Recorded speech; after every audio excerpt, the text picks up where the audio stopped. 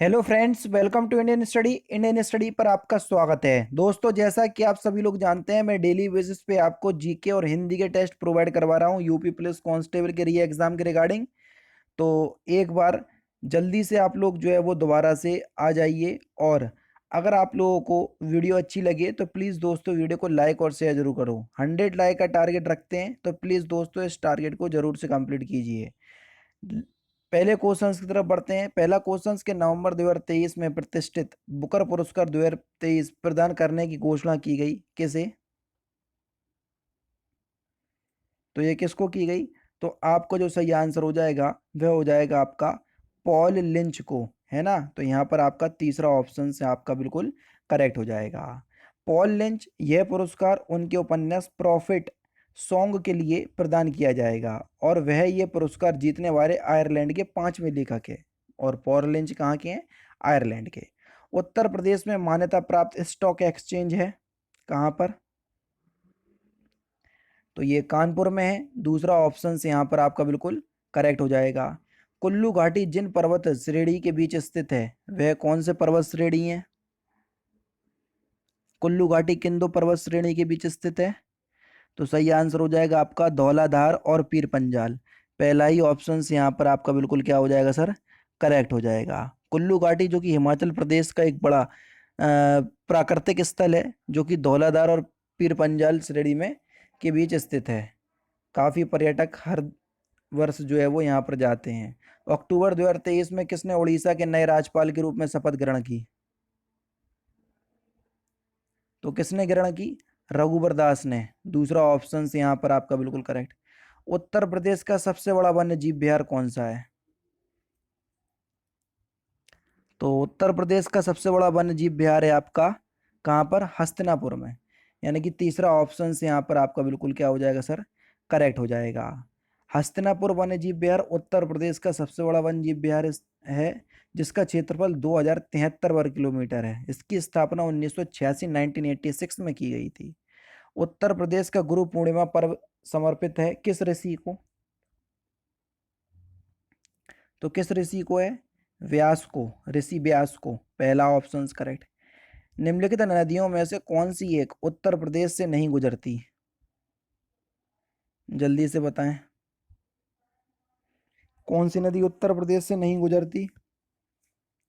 सही आंसर हो जाएगा बैनगंगा। तीसरा ऑप्शन से यहाँ पर आपका बिल्कुल करेक्ट हो जाएगा। नवंबर 2023 में प्रधानमंत्री नरेंद्र मोदी ने वीडियो कॉन्फ्रेंस के माध्यम से 10,000वें जन औषधि केंद्र का उद्घाटन कहाँ किया? तो कहाँ पर किया ये? तो ये एम्स देवघर में किया। चौथा ऑप्शन करेक्ट। हर्यक वंश का शासक अजातशत्रु किसका पुत्र था? तो किसका पुत्र था? बिंबिसार का। तीसरा ऑप्शन करेक्ट। चुंबकीय प्रेरण का एसआई मात्रक क्या है? जल्दी से बताएं। तो चुंबकीय प्रेरण का एसआई मात्रक है टेस्ला। दूसरा ऑप्शन करेक्ट। अक्टूबर 2023 में जारी वैश्विक भुखमरी सूचकांक 2023 में भारत को कौन सा स्थान प्राप्त हुआ? तो कौन सा स्थान प्राप्त हुआ? 111वां स्थान। चौथा ऑप्शन से यहाँ पर आपका बिल्कुल करेक्ट हो जाएगा। जबकि 2022 में भारत 121 देशों में 107वें स्थान पर था, है ना। और इस सूचकांक में सबसे पहले बेलारूस है। निम्नलिखित में से कौन भारतीय संविधान के अंतर्गत सही सम्मिलित नहीं है? पंचायत संविधान के भाग 9 में रखी गई है, तो ये तो बिल्कुल ठीक है ना। दूसरा है आपका नगर पालिकाएं 9 का में रखी गई है, ये भी आपका बिल्कुल करेक्ट है। सहकारी समिति 9 खा में बिल्कुल ठीक है। अधिकरण भाग 10 कह रहे हैं, ये गलत है ना।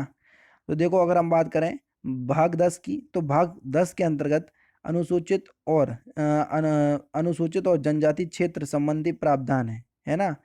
तो यहाँ पर चौथा ऑप्शन बिल्कुल करेक्ट हो जाएगा। ये जो है वो गलत सुमेलित है, क्योंकि अधिकरण की व्यवस्था, अधिकरणों की जो व्यवस्था है ये भाग 14 में का में की गई है, ना कि 10 में। ठीक है, चौथा ऑप्शन करेक्ट। अक्टूबर 2023 में 8वां ब्रिक्स अंतर्राष्ट्रीय प्रतिस्पर्धा सम्मेलन 2023 कहाँ आयोजित हुआ? तो कहाँ पर आयोजित हुआ ये? तो सही आंसर हो जाएगा आपका नई दिल्ली में। पहला ऑप्शन बिल्कुल करेक्ट। निम्नलिखित में से कौन जनपद प्रयागराज जनपद के साथ सीमा नहीं बनाता? तो कौन सा जनपद है? फतेहपुर। चौथा ऑप्शन से यहाँ पर आपका बिल्कुल करेक्ट हो जाएगा। फतेहपुर जिला जो कि इलाहाबाद से जो है वो अपने या प्रयागराज से अपनी सीमा नहीं बनाता है ना। नेक्स्ट क्वेश्चन दोस्तों आपके सामने है कि अंतर्राष्ट्रीय साक्षरता दिवस कब मनाया जाता है? तो अंतर्राष्ट्रीय साक्षरता दिवस की अगर हम बात करें तो ये प्रत्येक वर्ष हम 8 सितंबर के दिन मनाते हैं, है ना। चौथा ऑप्शन करेक्ट। दक्षिण पूर्व एशिया का पहला नाइट स्काई अभ्यारण्य भारत के किस राज्य या केंद्र शासित प्रदेश में स्थापित किया जाएगा? तो कहाँ स्थापित किया जाएगा? ये लद्दाख में। दूसरा ऑप्शन बिल्कुल करेक्ट हो जाएगा। निम्नलिखित में से कौन सा अग्रमस्तक का हिस्सा नहीं है? जल्दी से बताएं कि कौन सा अग्र मस्तिष्क का हिस्सा नहीं है। तो सही आंसर हो जाएगा आपका मेंडुला। पहला ही ऑप्शन यहाँ पर आपका बिल्कुल करेक्ट हो जाएगा। अग्र मस्तिष्क मस्तिष्क के आगे वाले भाग को कहते हैं। इसमें प्रामस्तिष्क, थैलेमस और हाइपोथैलेमस शामिल होते हैं। मेंडुला जो है वो पश्चिम मस्तिष्क का हिस्सा है। किसका? पश्चिम मस्तिष्क। उत्तर प्रदेश का कौन सा जनपद शहरी दशहरी आम का सर्वोच्च उत्पादक है? तो कौन सा जनपद है? तो सही आंसर हो जाएगा आपका लखनऊ जनपद। चौथा ऑप्शन करेक्ट। आलू निम्नलिखित में से किसका एक मुख्य स्रोत है? आलू। तो आलू किसका मुख्य स्रोत है? तो सही आंसर हो जाएगा आपका कार्बोहाइड्रेट का। चौथा ऑप्शन करेक्ट। और लास्ट क्वेश्चन, अजंता एवं एलोरा की गुफाएं किस नगर में स्थित हैं?